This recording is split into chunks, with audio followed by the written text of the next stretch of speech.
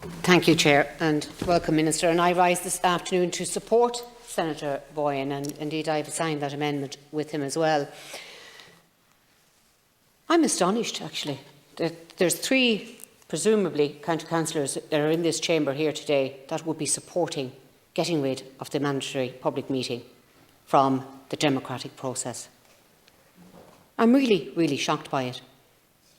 You know, the people of Ireland don't have very much say anymore, and the COVID regulations and the COVID health legislation that has been introduced here has really proved that.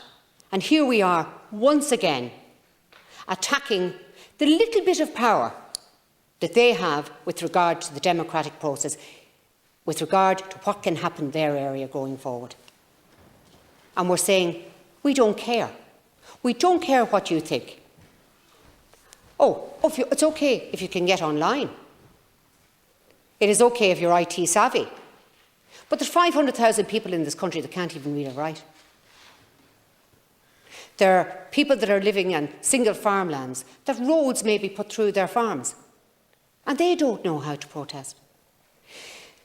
It is very easy for big parties to come in here and say, oh, we can have public meetings. But behind every public meeting by an elected official, there could be an agenda. There's no agenda when the county council hold public meetings. It is their role to do that, to inform the citizen of what is going on. When a party holds a public meeting, there's an agenda there. You don't know what it is, but there is an agenda there. Not everybody will go to a party meeting run by Fianna Fáil, or run by Fine Gael, or run by the Greens, or run by an independent. But if it is run by the county council, people will engage, and people have engaged. You're excluding a lot of people from the planning process as a result of the measures that you are bringing in. And that's not what government is about. That is why, we're here because we're elected. We're elected by the people. And there are certain things that can elect people. Money can elect people, or the power of the people can elect people. And that is the only thing people have when it comes to local government and deciding what happens to their area, is to get to those public meetings, to make their voices heard. Some of them will not write it down, but they will walk in a door and they will have a word with the town planner or the engineers that are attending those meetings, and their voices will get heard. So I'm very surprised here today that some of the people here want to disempower the citizen and disempower the people that they represent. And this piece of legislation does that. Not holding a mandatory meeting is not empowering all of the people of this state, and I think it's shameful. I think it's important to note that we are doing our best to try and give an opportunity for everybody to have their voices heard in the development plan process. And I think Senator McDougall made a point in relation to predetermined plans. This is not a development plan in particular, is an open-ended question. It's how we would like to see our city and county develop over the next 5 years. So it's very much an open-ended question.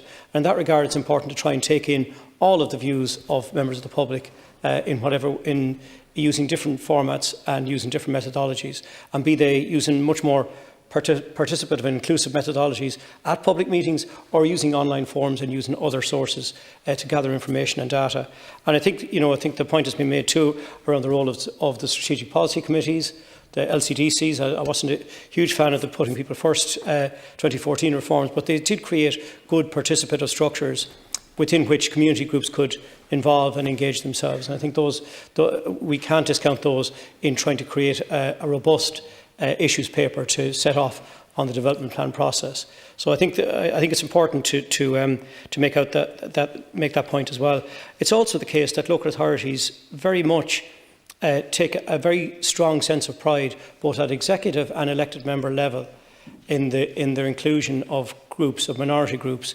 I think the issue of literacy had been mentioned. I think it's absolutely important that marginalised groups, I mentioned, that those groups are included in a process where there are issues where they can't actually put in written submissions, and I think those are being included. And very often is the case, you know, there's at the local authority awards, there's awards there for the inclusion and participation that local government engages itself in. So I think those are all important as well. I think, as I said, local authorities take a great sense of pride in ensuring that they are including as many people as possible. So I think really in summary, I think what we're trying to do here is ensure that in the long term we have as broad a strategy as possible for inclusion, so that it's not discounting the option of town hall meetings, but it is offering the opportunity to have a much broader inclusive debate, and that's the use of various different resources. And I stress again that within the programme for government there is an objective there to move away from linear consultation processes to much more participative and inclusive methodologies to not just development plans but for various plans and policies at not just local government level but at every level as well.